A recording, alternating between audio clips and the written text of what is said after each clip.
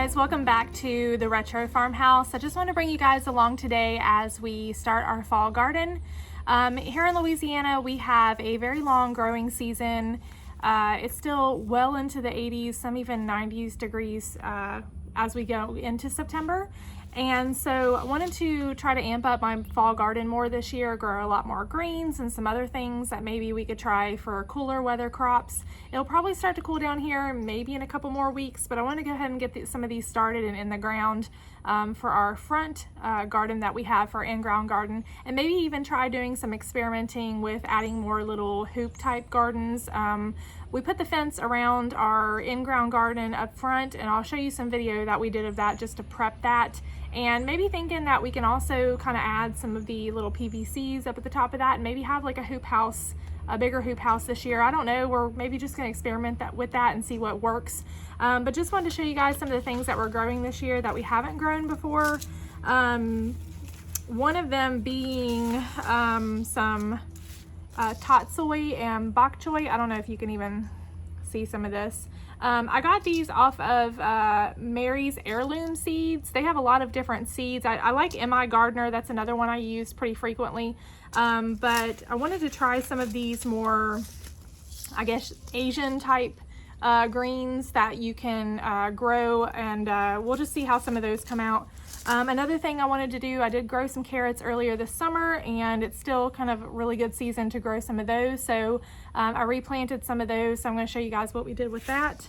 And just a lot of your other general things like collard greens, mustard greens. I'm going to try some cabbages.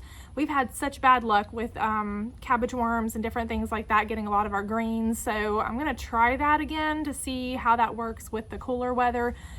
We were even growing some collard greens through the winter last year, which was really bizarre. I had some collard greens that I grew and we had that ice storm like back in January that hit like a lot of the southern states. It was really bizarre, and a lot of that survived, which it was really odd to me. But I wanted to go ahead and see how that would work to grow some more of that this year. We're going to do some kale. I'm going to plant some lemongrass in between some of my colored greens and other different types of leafy plants, just because I heard that lemongrass is a good deterrent for cabbage worms. I don't know how well this will grow as we get into the cooler months, but we'll just see. I'm just experimenting again to do some different things. Some of the carrots that I'm going to do, we're doing some black nebula carrots, which I've never grown before. That's something else that I'm getting from, I'm sorry, these are Mary's Heirloom Seeds. These are another one that I get off of Etsy. I'll have to link these below if you guys are interested in any of these seeds. But I got that from Mary's Heirloom Seeds. I got some atomic red carrots from Mary's Heirloom Seeds. So I'm going to try these different varieties. These weren't what I grew this summer, but I'm slowly learning how to till the ground a little bit better and grow carrots. I know those are kind of hard for everybody to grow, but there's a couple little tips that I'll put in here for you guys if you're interested in growing carrots. Some of the other ones, I'm just going to put some more herbs in. I did not have good success at all with herbs this year. I don't know if it was the overabundance of rain that we had. We have a lot of rain here in Louisiana, but like this past spring into summer was just horrendous for rain. I just was not able to grow many herbs at that time. So I'm putting in basil. Last year I had some small leaf basil that grew really well, and I was able to harvest and do a lot of pesto sauce. So that's something I'm wanting to try to do. Something new that I'm doing this year. Let's see if I can find them. I'm going to do some beets and some radishes. So some of these are actually really good. I want to try beets anyway. I kind of like beets. The radishes I know you can use for cutting the tops off and feeding to our rabbits. We do have 1 buck and 2 does that we have currently, and so that is something that I'm also trying to see, like what plants we have that we can kind of use to supplement feed for our rabbits as well. We still use all around pellets, which is really good and the best option for rabbits, but also just to give them something else to supplement their diet, especially since we have ones that we've bred, and so hoping to have some babies out of that. So we'll see how that goes. So I'm gonna turn you guys around here and just show you how our garden's done since we have been planting it, and also just put in a little bit of footage in here of us planting that as well. Oh, you're out, huh? Normally the first thing we do when we're setting up our garden again for either fall or summer, we will put the chickens over it and have them just kind of scratch around and kind of till up things themselves. They'll also eat the greens and the grass, and also their waste is good for the fertilizer. So we'll put them on there for a little bit and just kind of let them, kind of do the work for us.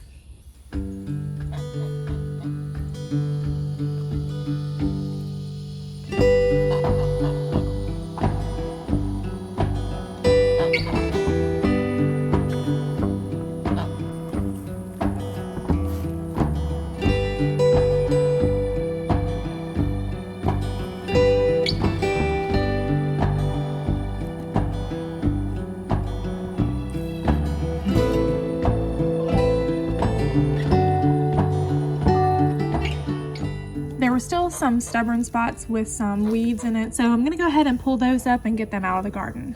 And you can also see that the chickens, right after I pull up some new things, they are already right on top of it, scratching, looking for bugs and all kinds of other things.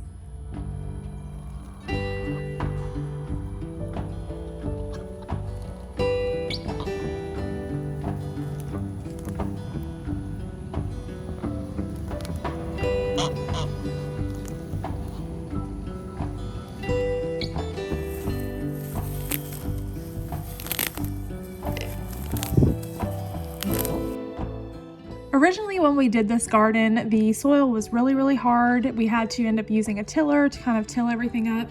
But now we're just using what's called a broad fork, and this is so that we can break up the soil that's already compacted a little bit, but it's not really that hard as like it was when we first started this garden. And we don't really want to disturb the microorganisms and everything that's already been in place for this garden. So this is kind of the best way to aerate the soil and not disturb that process.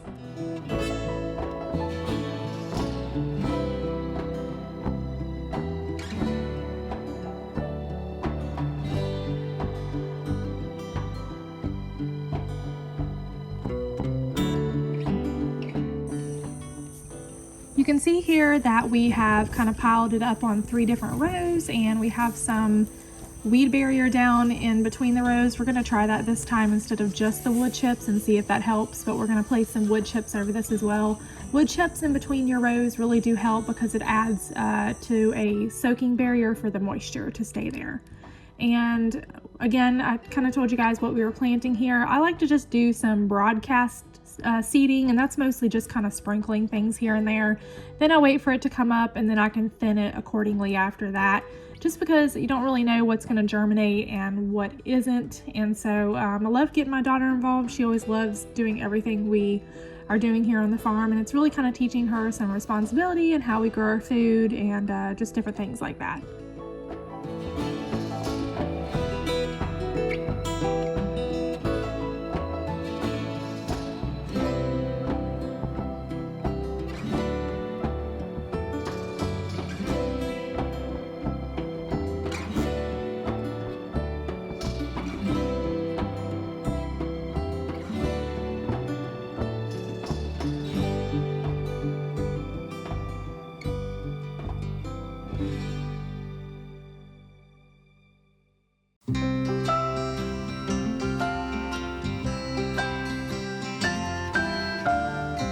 Here I'm planting those carrot seeds. As you can see here in my hand, these seeds are really small. Carrots, I know can be challenging for a lot of people to grow. Again, I'm just going to sprinkle these in here kind of like I did before, and if I need to thin those out, I'll just kind of pull the seedlings up to make more room if I need to once these come up. But carrot seeds are just really challenging in themselves. Some tips I would recommend is you go ahead and you can plant them like I'm doing, and then the next thing I'm going to do is I'm going to water, and that's another big thing. I can water with the regular hose on all of my other seeds, But for carrot seeds, I'm going to try to just use my mister setting on my hose here, and that's going to allow to just kind of soak the water but not get as much on there to move the seeds around. That's kind of the biggest thing with carrot seeds. They're so small, I don't want them to be displaced when my water comes on here. And that is the other reason why we are going to go ahead and place a barrier over top of these until they germinate. So we have these old windows that we're going to place on here, and that's going to allow for placement for them to kind of gain their ground while they're growing in between time when we're supposed to have a bunch more rain. So if I didn't cover these and had all the rain that we have coming, then they would kind of slip and slide everywhere. They might not germinate if they get buried too deep down in there from the rain. So I've seen this recommended a lot. You don't have to have anything to allow them to have sun. That is not what's going to allow them to germinate. They just need basically water and soil. It could be a board. You could put a board over top of them. So we just kind of keep an eye on these. They'll probably germinate in about a week or a little bit over a week. And then once I start seeing a lot of them pop up, I just take it out and just let them continue to grow. Okay, so I'm bringing along my chart here. I get a little bit of graph paper, and that is how I mark down what I'm planting. I don't like to use the markers. I tried that before, the little plastic markers or wooden markers to determine what I'm planting, and it always, the sun and the rain and the weather just always kind of wipes everything off, so you really don't know what you're having. So I'm gonna try to remember what I have here planted. I'd already went through and have some stuff sprouting up, so I'm gonna show you guys what we have already. So we just planted a lot of this stuff less than a week ago, and we're already having quite a bit of things coming up here. We've planted some arugula, some of the tatsoi. There's a few things that have a shorter germination rate, so some of it is already coming up. And then we have some that are coming back here on this side, which are our beets and some of our radishes. Supposedly the radishes especially are ones that you can grow in a little over 30 days. So this is definitely a crop, as well as your lettuces, that you can grow in a short amount of time that I recommend. And so we're just gonna kind of let it do its thing and see what happens here. I showed you guys on earlier footage our windows that we put over our carrots and the reasons that we do that. I've already been checking them a little bit, and I haven't really seen a whole lot. Once I start seeing some things sprout up, I'll pick these up. There's one under here somewhere. Let me see. These take almost a week or more to germinate, so it's not really something, that's why I'm leaving these here. Oh, okay. I'm not sure what that is. It's definitely not a carrot. Might have a volunteer plant here from our summer garden. We'll just let him be and see what happens. Okay, I have one little sprout right there. So those might be carrots coming through right there. I'm just gonna keep an eye on them and see what happens. If I start noticing a majority of stuff sprouting up, then I'm gonna go ahead and remove these windows.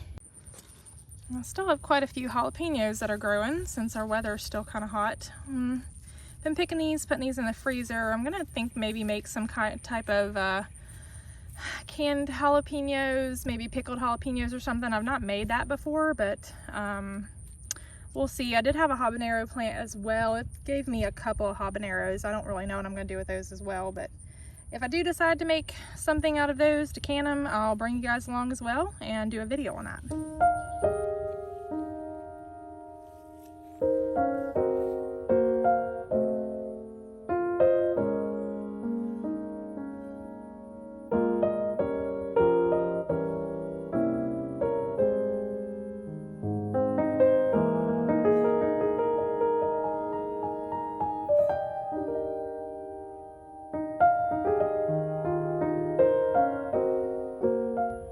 Okay, so I hope you guys enjoyed this small look on our farm and what we're planting and our farm vlog today. I hope you guys did enjoy it. Hit me a thumbs up if you did. Let me know what you guys are planting on your homestead or your farm, or even just your backyard garden for your fall this year, and we'll see you guys again next time.